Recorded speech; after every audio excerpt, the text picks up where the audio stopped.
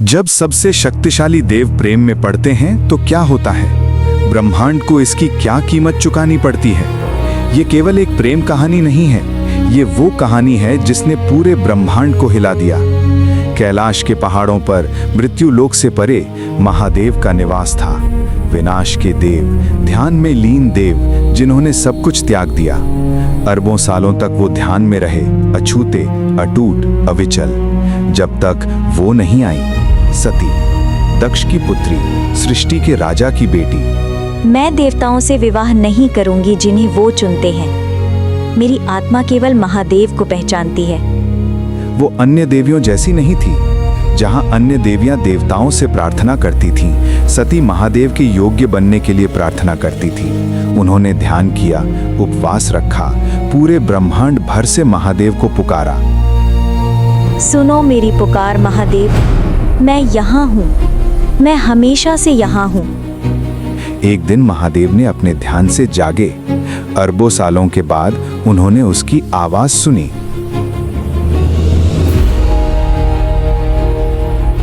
कौन है जो इतनी पवित्रता के साथ मुझे पुकारता है? जब महादेव ने सती को देखा, उन्होंने अपने शाश्वत साथी को पहचाना। मैंने तुम्हारे लिए सदियों तक इंतजार किया।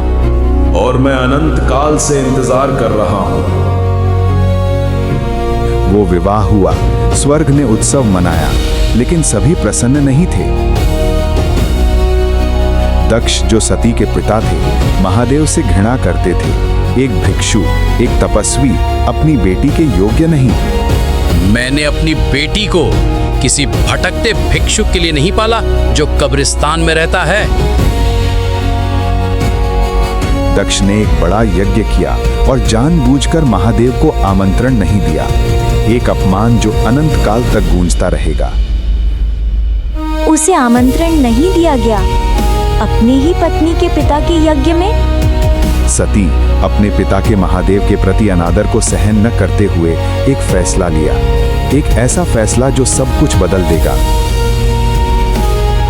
मैंने तुम्हें अपना जीवन दिया पिता, लेकिन मैं तुम्हें अपने प्रियतम के सम्मान का त्याग नहीं दूंगी। वो यज्ञ की अग्नि में चली गईं, शर्म में नहीं बल्कि महादेव के प्रति पूर्ण समर्पण में। महादेव, मैं तुम्हारे पास लौट आ रही हूँ। जब महादेव ने सती की मृत्यु को अनुभव किया, पूरे ब्रह्मांड का ध्यान टूट गया।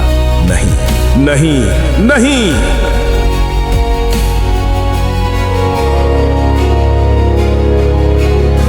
अपनी पीड़ा में महादेव ने यज्ञ को नष्ट कर दिया, दक्ष के गर्व को नष्ट किया, लगभग पूरे ब्रह्मांड को नष्ट करने लगे।